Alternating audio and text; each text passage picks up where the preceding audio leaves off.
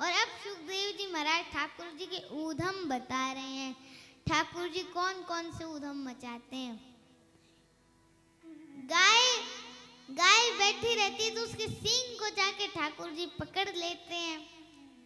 एक तरफ से ठाकुर जी पकड़ते हैं, एक तरफ से बलराम जी पकड़ते हैं और ऐसे सींगों को पकड़ के जोर जोर हिलाते हैं। थोड़ी देर तो गैया हिलती रहती है, फिर गैया हो जाती है खड़ी। और जैसे ही गैया खड़ी होती है, ठाकुर जी को तो बढ़िया झूरो बन को झूर रहे हैं, लेकिन नंद बाबा प्रत्येक गैया के सींगन पे घी लगावे। 9 लाख गैया, इतनो घी तो 9 लाख गैया के सिर पे घी लगावे। ठाकुर जी थोड़ी देर तो झूलते रहे, गैया घुमाती रहे। एक दिन गैया के मन में आई कि रोज मेरे सींगन पे झूले, कछु दे के नए जावे मोकू। तो आज गैया ने कहा कि ओ ठाकुर जी आए, झूलन लगे।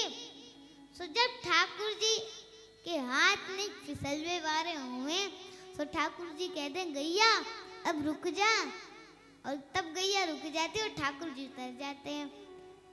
लेकिन आज जैसे ही ठाकुर जी झूला झूलन लगे, जैसे ही ठाकुर जी गिरवे वारे हते, गैया को पतो लग गई। सो गैया भी गोबर के ढेर में जाके खड़ी भई। ठाकुर जी बोले अरे जी क्या कर रही है, मैं गोबर में जाऊंगा। गैया बोली अब तो मैं यहीं खड़ी रहूंगी, तुम गोबर में ही गिरो। सभी ठाकुर जी के हाथ छूट जाए। मैया बचाइयो, देख तोरी गैया मुझको मार रही है, मैया मुझको जल्दी बचा।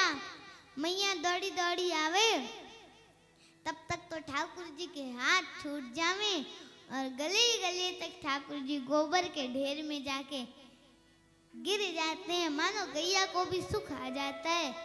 क्यों आए आनंद। मैया उठावे, कितनों सजाओ सवारो, घूम फिर के आके या गोबर में ही खेले